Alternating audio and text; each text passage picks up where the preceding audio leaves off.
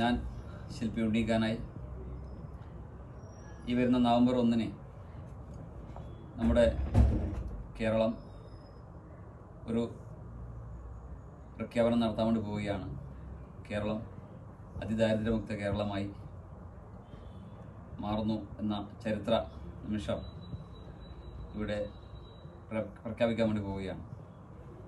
കേരളത്തിൽ അങ്ങോളം ഇങ്ങോളം ചരിത്ര പുരുഷന്മാരുടെയും ചരിത്ര സംഭവങ്ങളുടെയും ശില്പങ്ങൾ ചെയ്ത ഒരു വ്യക്തി എന്ന നിലയിൽ നമുക്കറിയാം, കഴിഞ്ഞ കാലങ്ങളിൽ അന്ധവിശ്വാസത്തിനും അനാചാരത്തിനും എതിരെ നമ്മുടെ ഇടതുപക്ഷ സർക്കാർ കൈക്കൊണ്ട കാര്യങ്ങൾ നമ്മളെല്ലാവരും മനസ്സിലാക്കിയാണ്. അതിൻ്റെ നല്ല വശങ്ങളൊക്കെ നമ്മൾ അനുഭവിച്ചറിഞ്ഞതാണ്. ഇന്ന് നമ്മുടെ ലോകം നേരിടുന്ന ഒരു വെല്ലുവിളിയാണ് ദാരിദ്ര്യം. ഈ ദാരിദ്ര്യം ഇല്ലായ്മ ചെയ്യാൻ നമ്മുടെ കൊച്ചു കേരളം ഇന്ന് നവംബർ 1 ഒരു പ്രഖ്യാപനം നടത്തുകയാണ്.